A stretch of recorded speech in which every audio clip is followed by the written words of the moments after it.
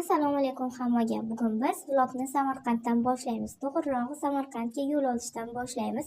Bizning Samarqandda zarur ishimiz bor edi. To'g'rirog'i katta qizimni nevropatolog ko'rigiga olib borishimiz kerak edi, chunki uni asabida ozgina o'zgarish sezganman. Bu yerdagi nevropatologlarga ham ko'rsatdik, lekin meni qoniqtirmaganligi uchun xo'jayinimni qistab Samarqandga olib bordim. Shunday qilib Samarqandga bordik, nevropatolog ko'rigiga tushdik. To'g'risi, unday jiddiy muammo chiqmadi. Shundan xursandman va ko'nglimizni to'q qilib Samarqandda aylanishni boshladik. Bu yerda esa ayolligim tutib ketib, har doimgidek birinchi kiyimlarga qaraganman, lekin kiyimlar o'ta qimmat ekan. To'g'risini aytaman, bitta ro'molni so'rasam, menga qarab 350 ming so'm dedilar, lekin men u ro'molni olmadim. To'g'risi 350 ming ro'mol oladiganlardan emasman.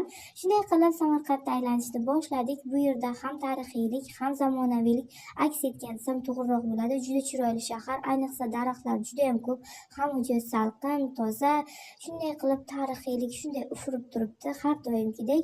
Shunday qilib bu yerga tarixiy joylarga tashrif buyurishni boshladik. Bu ko'rib turganingizdek Shohizinda majmuasi ekan. Bu yerda maqbaralar bor ekan. Maqbaralarda har doimgidek do'konlar yana. Keyin esa Amir Temur maqbarasiga kirdik. Bu yerda to'g'risi yuragim juda ham haqirib ketdi. Juda ham hashamatli maqbara ekan. Ayniqsa bu yerdagi turistlar juda ham boshqacha.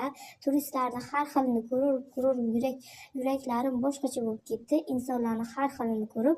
Bu yerda esa qizim Amir Temur saltanatini menga tushuntirib beryapti.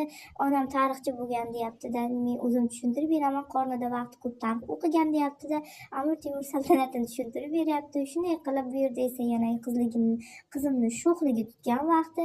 Keyin esa mana bu yerda zinalarga chiqishimiz kerak edi. Ishoninglar, ana shu zinaga chiqayotgan vaqtimda qariganimni his qildim, chunki yarmiga borib nafasim bo'g'zimga tiqilib halloslab qolib o'lib qolay dedim.